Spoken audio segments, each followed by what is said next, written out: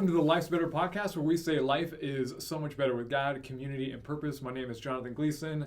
Josh Doolin is with us as always, but we have a friend with us. This is Becca Stevens. Hey. Becca, thank you so much for joining us. You are a licensed professional counselor. You have a heart for women, really just empowering them to make healthy choices for their life and their family. And you're a graduate of Lindsey Wilson. You graduated with your master's there. Ugh. Is that wrong? It's wrong. Where did you graduate? I graduated with my master's at Asbury. At Asbury, okay. Seminary. Okay, That's what way it better. was. You know what? That's way better. You know what? Joanna is the one who has attended Yes. both of those, and so that's where I was confused. Okay, she got her undergraduate work there, but now she's working on her master's where you attended. Okay, Yes. makes sense. But you've been in this line of work for 7 years? Mm-hmm. I started my master's 10 years ago, but I've been working for 7 years. Okay. A little over 7. Well, I know you are an avid participant in our podcast, so you already know what's coming here. We like to play games with our guests, and we're going to play a game that, it's a unique game. I think it kind of highlights maybe one of the stereotypes that counselors end up having. I don't know. There's just a lot of negative stereotypes. The typical one that I recognize, it's probably because of movies and TV shows, but if you're with a therapist, they've got you like laying down on a couch, talking about all the reasons why you hate your mom, and anyway, they like go into your past and they kind of dig up anything that might be unresolved. And I know that's definitely part of therapy, but for the sake of what you do, we thought we're gonna have you go back into your past, and we'll see what we can get to know about you because of it. All right, so The first question, this segment is actually called Where Were You When? Okay, so you got to go back in your past a little bit. Where were you when you earned your first paycheck? Oh, man. I started working really young. Well, I babysat, so I don't know if that really counts. But my first actual job was in a hotel at the restaurant. My best friend's mom was the manager, and so she got me a job probably before I should have been working. I think I was like 14 or 15. Nice. Oh, wow. And I had to start out busing because that was all I could do legally. And then I started waitressing there. Okay, now how did that make you feel? I'm teasing. That's one of those counselor jokes. All right, that one did not work That's well. Babysitting was my first, getting paid for something and then realizing, oh, wow, the value of the dollar is way more than I have approached it in my mind before, So someone actually trusted you with their children. Yeah, Okay, yeah. that's Believe it or not, Multiple. now it's a career, so. Now it's a career. Yes. All right, so my first one might be a little difficult, so it's okay if you can't think of it immediately, but where were you, and I would like to know maybe, how as well, but, where were you when you remember getting in big trouble for the first time? Okay, the one that pops in my head right away is I just got my license. I was super excited. I got my license the day that I could. And I went to a friend's house, which was okay. But then I told my dad I wouldn't leave. Well, we just went across the street because there was like a Kohl's and a King Soopers and like grocery store and different things. And so we went across the street. And I took my friend with me, which also was not allowed at the time. We were allowed to have people in the car. And when we stopped at a gas station, I was backing out. I backed into another car. Oh, no. My dad tore into me in the parking lot. And the guy, I was like sobbing. And the guy that I hit, he was so sweet. He was like, it's okay. Your dad's not, he's not going to kill you. You're fine. And he was so nice. And he tried to calm my dad down. And I was like, no, I'm done. Okay, and I didn't really do a whole lot as a kid, but that was one. Yeah, no, that's a bad one. Shame on you. You went to Kohl's. I was about to I say lied. Yeah, I lied. okay, I went there's somewhere more I to wasn't it. supposed to, and I hit a car. I was about to say the fact that you seem to only remember 16, when you were 16, that means you were pretty dang good up until that point. Either that or it was quite a beating when you got home, and it's just seared in your subconscious. Well, okay, you already answered my next question. My question was, where were you when you got your first accident? And clearly that was it, right? Yeah, and I did not, I have actually, I probably shouldn't say this because hopefully nothing happens, but I've never caused an accident besides that. Okay. So that was my only one that I was at fault. Were you checking out some cute boys? Is that what it was? No, I I think I just was nervous, and then I looked, but I didn't because he was parked. Like, it wasn't even a moving vehicle. He was parked getting gas, and I hit him. So, yeah, I just didn't do it. I gotta pick on her for a second. Emily, very, very similar story with her first wreck, too. But it was the case where, you know how, like, there's only one direction you can go? She tried to back out the opposite and go the opposite way. You know how, like, they're only, like, yes. And that is, like, she learned the hard way. I still remember my dad being like, don't do this, don't do this, don't do this. And so, yeah, that was hers, and it was very similar, though. All right, so second question it's a little bit easier. Where were you when you attended your first concert? Or have you ever gone to a concert? I have. Okay. I have gone to a concert, and my very first was with my dad and my uncle, and they are very into like 80s and rock music, and I'm from Colorado, and so every year we have something called the Taste of Colorado, and it's where all these food vendors come out, and it's a huge event. And so we would go there every year, and one year my dad got tickets to Night Ranger, and so that was my first concert. You don't know who that is either? I have no idea who Night Ranger is. I know Knight Rider, David Hasselhoff, and the talking car, but that's it. We'll have to look it up later and jam to some Night Ranger. We'll see if that actually happens. All right, last one for me. Where were you when your husband proposed? We were at Red River Gorge in Kentucky, and we had a few months before found a campsite, and we cleared it out. We had made a fire pit and like just completely cleaned it up, and so he took me back to that place and proposed there. Oh. But it was kind of funny because we were really upset because we couldn't find it. Oh no! Because we had like pretty much made it. And so it wasn't like there was a clear path to where it went. And so he was getting really upset. And I didn't know why. I was like, let's just pick a different place. It's not a big deal. And he was like, no, we're going there. And I was like, okay. Now, the ring wasn't like hidden there. Okay, good. No, it was in his backpack. Oh, man. I feel like I saw somewhere on Facebook, maybe it was around the time that he proposed, and you guys were celebrating it. I feel like I saw a picture of Wade with a guitar, and there was a little post like, hey, so was he like serenading you? Yeah, he wrote me a song. Aww. Now he didn't write it down, and so he could play guitar, and he hasn't talked about it. He's playing this week on Chat Church. He's thought about it, but he just doesn't have time to practice. I think he doesn't feel good enough to. Well, how did he do with the song? We'll hear that story, and then maybe we'll go that direction or not. Oh my gosh. He did great, but he didn't write it down. So then later, like a few weeks later, I was like, oh, hey, like, you know, I want the words. Because obviously when you get engaged, everything's so fast and you forget. And he was like, I don't remember. So I still don't know the words to it. But he did great. He put down rose petals, and he had wine, and he had set up the campsite. Because it was funny because he was like, okay, you go get firewood. And he even came over at one point and was encouraging. He was like, you're doing such a great job. Let me take these. And I was like, oh, okay. So I was just like, didn't think anything of it. And he was like, oh, I'm going to set this up. Because I thought we'd set up the tent together. And he was like, no, I'll set this up, and then you go get firewood. And so. That's cool. I like it. Yeah. Sweet guy. Josh, last question. So the very first time I ever went to y'all's house, it was because we were watching, like, the baby for the night or whatever, and I remember meeting your dog and just thinking, oh my gosh, this is such a sweet dog. My question was, where did you guys get him, and maybe, like, is there an interesting story there at all? Not really interesting, but I had told Wade I wanted to start volunteering because he really wanted a dog. Like, the minute he wanted it before we even got married, and I was like, no, because then it's going to like you more than me. Well, he still, our dog's name is Packer, he still loves Wade way more than me, even though we've got him together. So we had only been married, like, not even a month. And I told him, okay, well, we can volunteer somewhere, and we can just help out. So at PetSmart, like, once a month, there was a rescue that would bring their dogs there, and you could volunteer. Well, then, of course, that day we went home with the dog. And so that didn't work in my favor. And the only thing I remember, so he was a puppy. He was only 14 weeks when we got him. And he was actually really sick. We didn't know he was sick, but he was super calm, and he would just lay in our lap. And I was like, oh, he's the sweetest dog.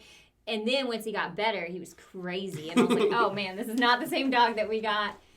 All right, well, we're going to get into some content today, and it really is going to be focusing on therapy and counseling, really work that you do. And so as we get into this content, I would love to just hear your story, how you even got to this point where you chose this as your career.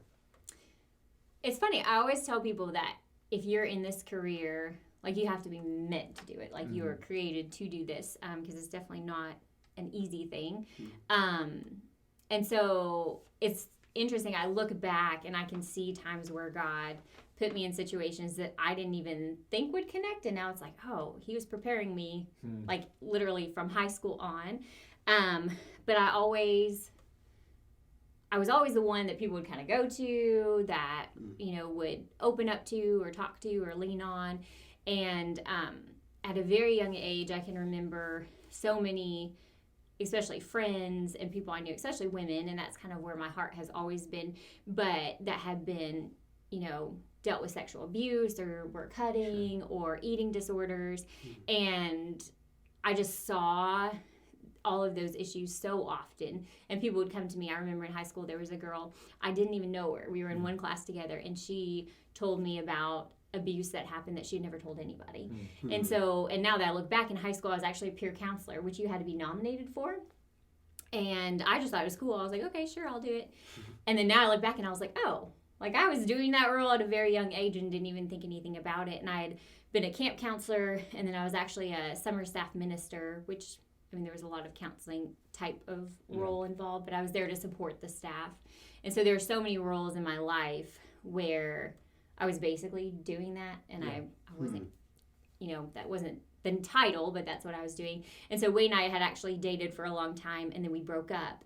And before, I thought I was going to move to where he was, because we were long distance, and we were going to get married and, have a family. And so I wasn't really, and I never really knew what I wanted to do. Before that, I got my degree in teaching, but I didn't want to teach. I just my parents told me to go to college, so I did. And then I figured out a degree so I could just finish, because I didn't know what I wanted to do. So when we broke up, I moved to Chicago, and God kind of put different people in my life, and I started figuring out, okay, now that chapter's over, and I'm single, so I have to figure out how to support myself. Like, what am I going to do with my life? And he just opened a lot of doors and made it very clear. I had some people in my life at that time that were really struggling with mental health issues, and that just kind of got me thinking, like, hey, I think this is what I want to do. And I decided to go to Denver Seminary at the time, mostly because their program is very hands-on, and I never wanted to go back to school. School is not my thing. And so their program, you're counseling and learning at the same time. Sure. And so that's why I chose to go there. But really, I can see throughout my life that God was preparing me for this role. No, that's neat. That's neat that you've had confirmation even as a teen. People coming up, random people that you don't really know, sharing their life story. Obviously, you've got something that people recognize you have to offer. That's good. Part of the focus of our show is the fact that life is better with God, community, and purpose. But we understand that isn't always the experience that everyone has. There's, pain from community. There's anger towards God because maybe certain things didn't work out in life the way they thought. People lack purpose and significance. And so with that as, the context of this show and your degree in therapy, what would you say the benefit of therapy or counseling would be for people who are wrestling with, those issues, or really any issue? I think therapy can be beneficial for so many reasons, because, we're not taught how to have healthy relationships and healthy, working through our emotions and working through difficult things. And oftentimes, I do see a lot of people that are, wrestling with their relationship with God, or even just wrestling with the pain that has been caused, whether it is from the church or from family members, or a lot of times religion and Christianity can be used in manipulative tactics. And so a lot of times, I don't know if you've heard, but abusers will use it to manipulate the people they're abusing. So they kind of say, well, you can't do this because of that, and they use it in a negative way. And so people start associating trauma with, obviously it's a bad thing. And so then they start associating the church and, their beliefs with something that's bad. And so I think so often that, therapy is a neutral place. It's a non-judgmental place where people can bring all of those things. And I think, a lot of people that maybe wouldn't feel comfortable sharing that in church. And even, there's so many places that I think the church has really grown in being able to address those issues. But I hear all the time, especially with infertility and loss, that, that's something that just people don't talk about, even marital issues, I think a lot of times.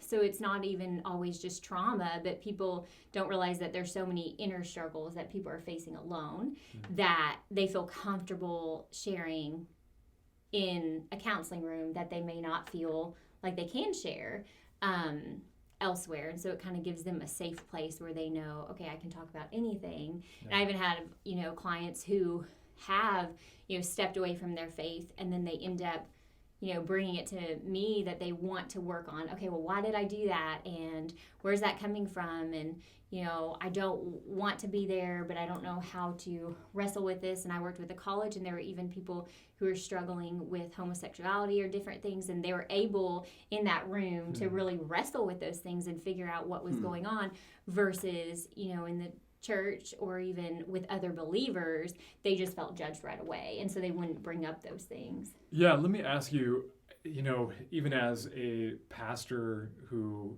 a lot of people would just say, hey, you've probably got, some sort of training at some point to deal with these type of issues. The question I have for you is, I don't always feel so qualified for those things. Where should the line be for in our context, a Christian community, to actually try to help people through those things, or to simply say, you know what, I want to be here for you, but I probably cannot help in this, and so I want to move you towards someone who's got some training in therapy. Where would that line be of, hey, we don't act like everything's all good. You can come and share, but at some point probably need to pass it on. Yeah, I think that's a really good question. And I remember when I started my studies, there was one pastor who came back to school. So he had gone, and done all of his schooling to be a pastor. And he realized he lived in a small community that he couldn't provide that for people. So he went back just to get his master's in counseling because he wanted to be able to provide that. And I remember this summer, Josh, you can sign up for the master's program. But I remember, just commending him, because I think so often pastors, and that was the very first thing I learned at Denver Seminary, was there's so much damage that has been done by pastors specifically, but also, by other professions that try to step in that role when they just haven't learned. And so they don't know what to do in those situations. And so I think really, and I feel this way with friends and family too, not just pastors, but in any role that you feel like someone is coming to you and you don't know what to do, or you don't know what to say, or you feel like this is too much, I feel like that's the time to refer okay, this is out of my hands. And the church, I think, can be so great in supporting, but therapy is so different, where you're actually, processing and working through the pain and being able to heal and, figure out what the steps are to get through it, but also to move forward. Yeah. And so it's much more, I guess, I can't think of the word, but it's just a very, a system. Delicate thing. And so oftentimes I had heard that, pastors could do damage just because they approach it from a biblical view.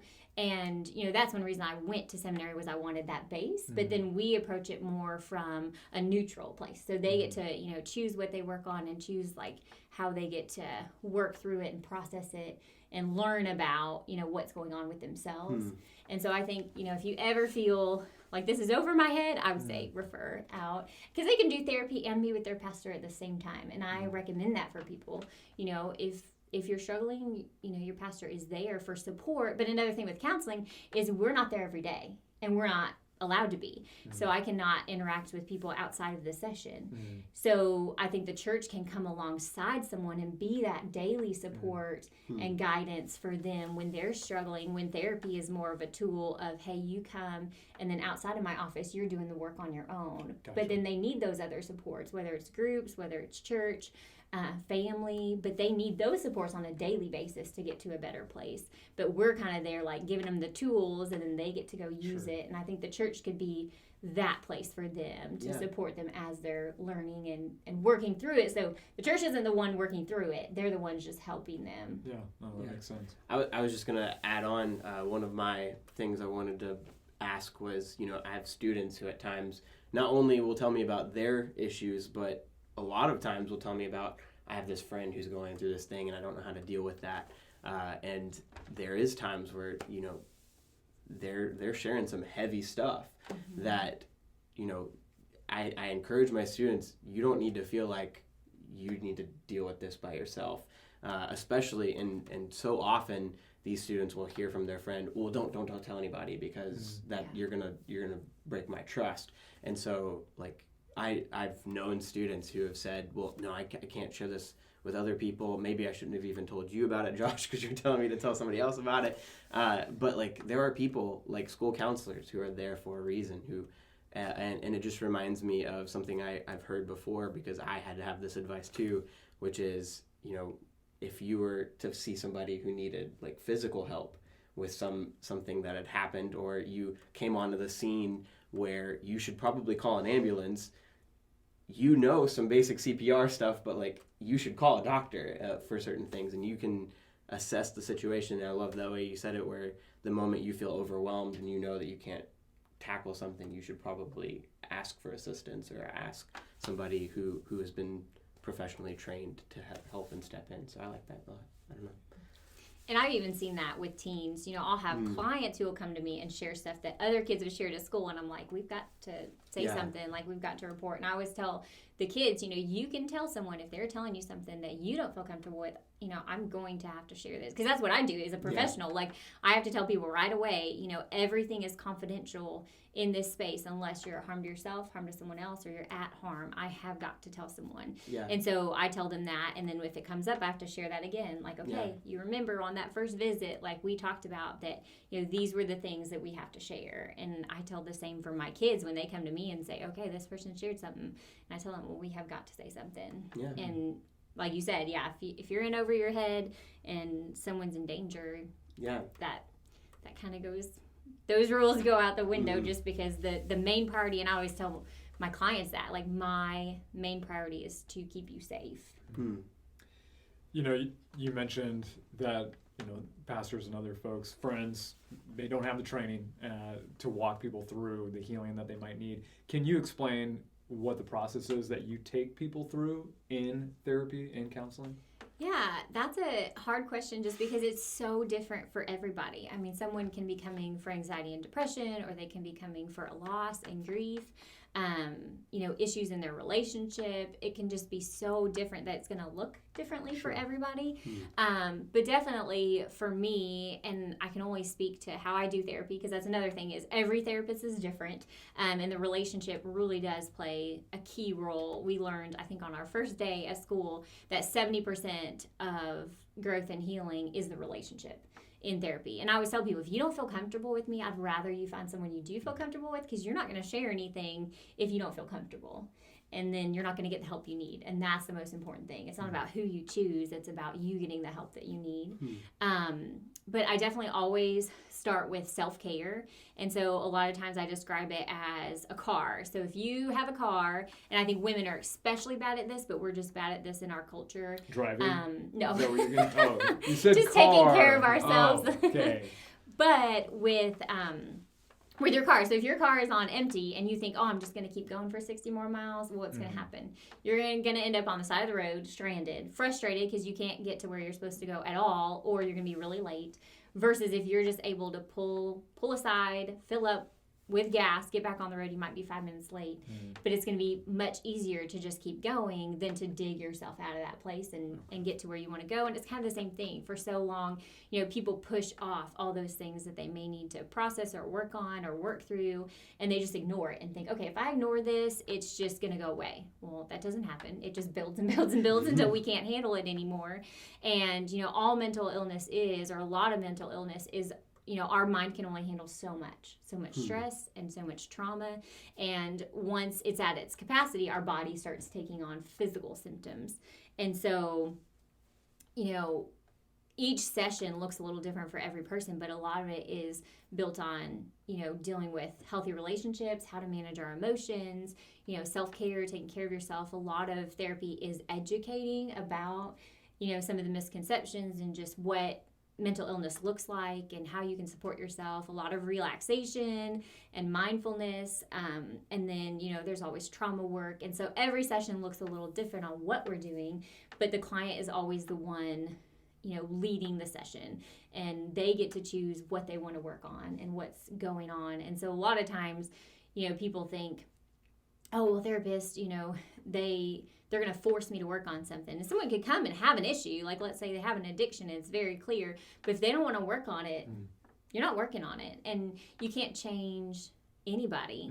And that's one thing I talk to clients about, but that I've also learned through this is, they're not going to change until they're ready to change and until their heart is ready to change. And so they could bring something to you, and if they want to work on it, that's what you work on. Versus there could be other things in their life, and if they don't want to deal with it, there's no point in dealing with it because you're not going to get anywhere.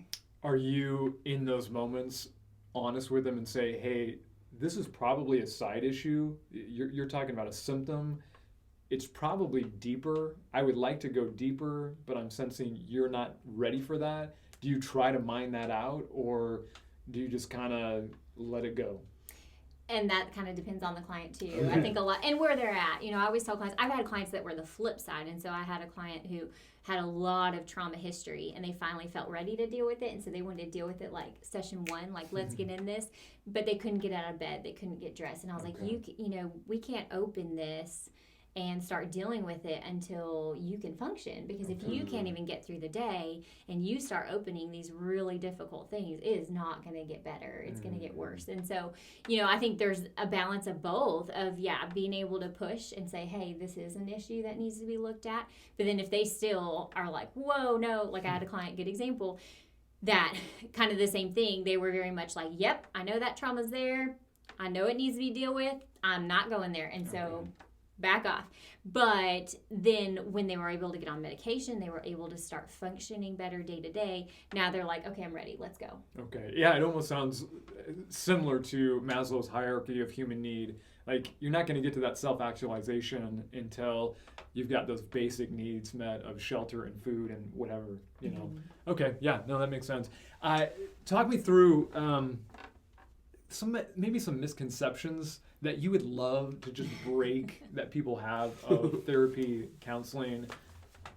I think there's so many. The one you mentioned was like the couch. There is a couch. I was going to say, do you have a couch? I do have a couch. Oh, wow. Okay. Do you have a couch? Nobody lays down on it, though. Okay. Now, if they wanted to, like since normal. they lead it, they're like, hey, They can. it's nap time for me. I'd like to. Well, okay. not nap time. I do have teens. My couch is very comfortable. They say that all the time. And I do have teens that say they want to sleep on it. And I'm like, okay, no, that's not what this hour is for.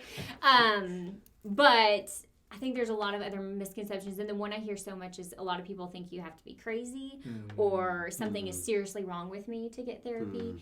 And that's not true. I wish more people would utilize therapy before, and I hear that a lot. I don't do couples work, but with couples that they come in when they're pretty much done. They're divorcing or they're right on that line. And I encourage, especially I see a lot of women and wives, and so I always encourage them when I start seeing those things, like, get help now, because you can learn those skills and work through it before it gets to the point of we're done.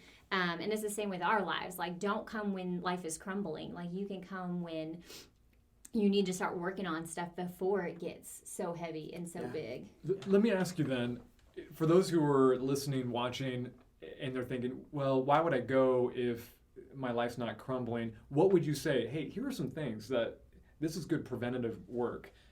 What would be some of those things in a marriage, maybe even on a personal level, that you say these are warning signs that you should probably go ahead and have that worked on before it becomes even bigger?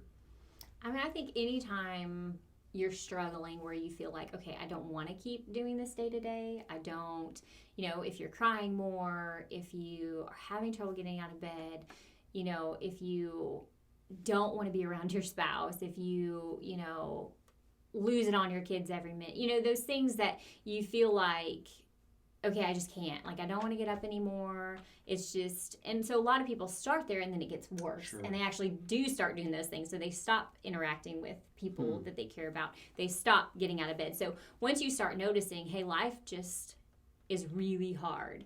And I think it can even be beneficial. Before that, I had a client who had a loss. They had a miscarriage. And I remember they told me that they never would have sought therapy outside of that because their life was pretty good and they were able to have healthy relationships, and there was so much that they found in therapy that they said they didn't even realize was an issue. And so a lot of it was, some anxiety. A lot of people struggle with anxiety and stress, and they don't realize, oh, well, I have all these health issues because I'm nervous all the time.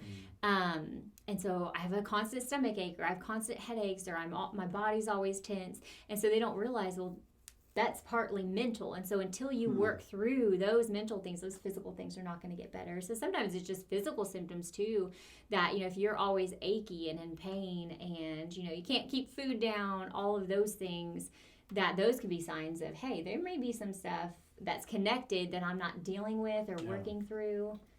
No, I think that's good. That's good.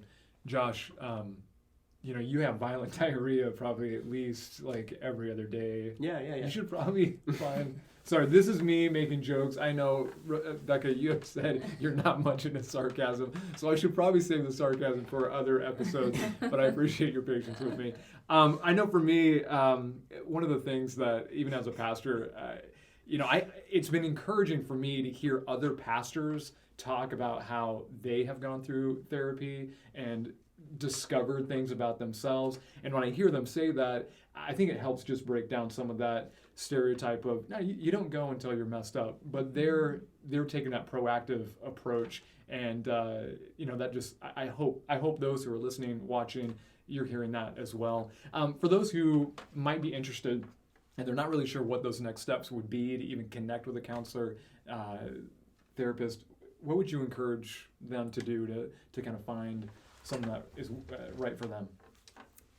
There's a lot of different ways. I think definitely if you know somebody in the field, I think a lot of people would go to them first and say, hey, who would you recommend? Because they know people personally. But then, outside of that, I think most people that we hear, get referred to us either by a friend. So some people don't talk about therapy, but you'd be surprised how many people talk about going to therapy and how beneficial it is for them. And so we had a lot of people that are like, oh yeah, my friend, told me about this and that's why we're coming. A lot of people will go to their doctor or just look online. I mean, there's a lot of resources online. There's something called Psychology Today where providers can list their information. And also a lot of people have websites. So even if you just type in Google, they'll pop up, and then usually they have an explanation of who they are and what kind of work they do, and so you can get a better idea. But I always tell people, call, ask questions. If you don't feel comfortable, go to the next one, and you can go to the first session and maybe give it 1 or 2 sessions, and if you're not feeling it, don't give up. A lot of people will have one bad experience or they don't click right away and then they just never go back. Right. And it's like a doctor. If you have a bad experience with a doctor, you go find another doctor. People don't just give up okay, I'm just not going to get help. They just go find someone else. And so with mental health, a lot of people just give up. Oh, therapy's not for me. When no, you just haven't found the right fit. Yeah, no, I'm really interested in that. 70% of the healing that takes place is relational, that little statistic. That seems really high, and I'd love to even dive a little bit deeper into why that is the case for so many different reasons. But we probably don't have time for that. Maybe I can ask you afterwards. Josh, you've got any questions? I've really just got one more that I want to share. Honestly, it's just refreshing because growing up, I feel like that there was such a stigma behind counseling and going to therapy. We talked about how it's kind of the last ditch effort, but I feel like more and more the older I've gotten, the more I've seen a shift in kind of people's perspective. Are there even things outside of we mentioned marriage, we mentioned trauma specifically with loss and stuff like that. I know one of my friends is even going for job and I didn't even realize how simple that work is too, where it's do you feel you might be looking for like a shift in that. Are there any You're others talking about as like well? career? Yeah, career. To help them with their career? Career counseling and stuff like that. Are there any other like things people might be stressed out about or might feel like I don't have the ability to get help with that you can say like these are the like types of counseling there are? I guess I don't know. I think anything, kind of what you said, like there's career counseling, which I have friends that do that.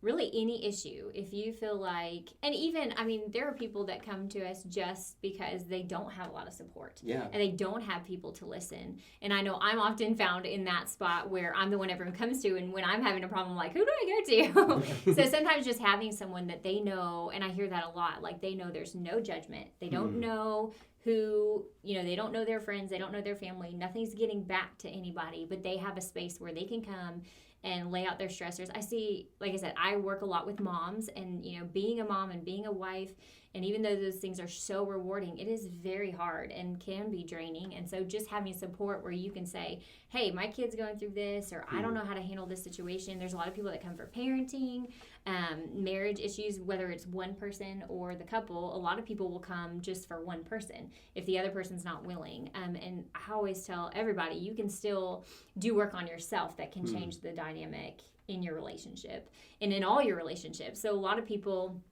or even if you feel like, my relationships aren't super healthy, or I always get in the, the wrong crowd or around the wrong people, like there's a reason for that. And so figuring out, okay, why does my life feel like it's just not the way I want it to be? I think any of those areas you can seek out help to get to a better place. But like you said, a lot of people go for career, or just if they feel stuck in life, like I can't get to where I want to go. I have a lot of people that say, I want to get out of this career and I'm really unhappy, but I know the things in my past are keeping me from moving forward.